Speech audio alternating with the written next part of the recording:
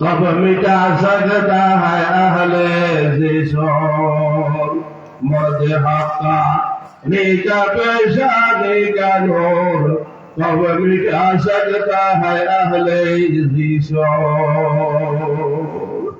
আল্লাহ আমাদের চেহারা মধ্যে আল্লাহকে ইমানের জন্ম দিয়েছে, ইমানের নূর দিয়েছে।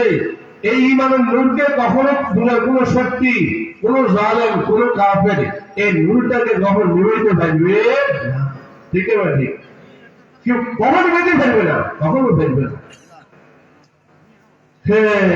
আল্লাহর মহব্বত পাওয়ার জন্য কতগুলি আমল লাগে।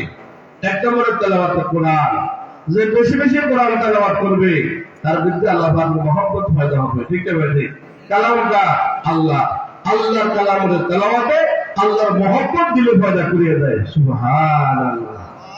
দুই নম্বর ইত্তেবায়ে রাসূল, রাসূলের সুন্নতের ইত্তেবা করার দ্বারা আল্লাহ পাকের মহব্বত পয়দা হয়ে যায়। সুবহানাল্লাহ।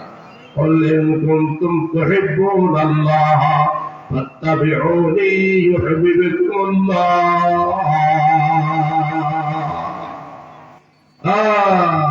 তোমরা যদি আল্লাহ পাককে মহব্বত করতে যাও, রাসূলের সুন্নতের অনুসরণ করো, রাসূলের ইত্তেবা করো, আল্লাহ তাকে নিজে ভালোবাসবে।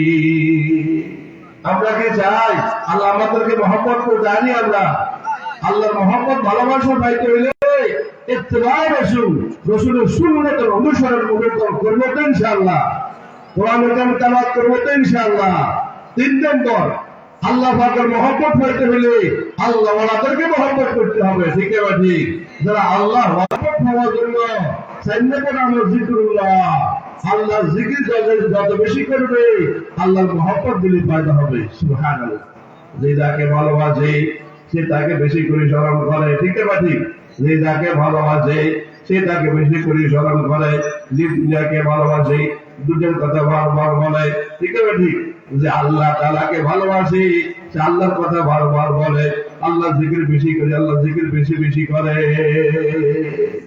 এই জন্য এই চারটি আমল কথা বললাম, তেলাওয়াতে কোরআন, ইত্তেবায়ে রাসূল, আল্লাহর মহব্বত, জিকিরুল্লাহ।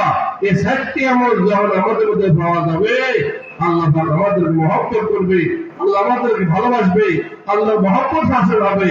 আল্লাহর মহব্বত যখন আসিয়া যাবে আমাদের ঈমান পরিপূর্ণ হবে। ঈমান যখন পরিপূর্ণ হবে আমল করা সহজ হবে, আমল করা সহজ হবে।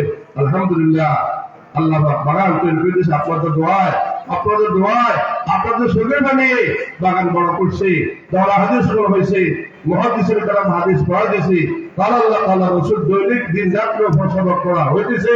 নিজে যেখানে আছেন হালাতের উপরে আমি কখনো কারো মজবুর করি না, কখনো মজবুর করি না, আমার কবিয়ত নাই, বরদাস্ত করে করি না কখনো।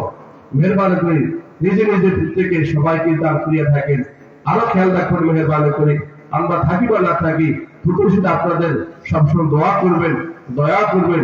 আল্লাহ যেন প্রতিষ্ঠানকে কিয়ামত পর্যন্ত কায়েম এবং দায়েম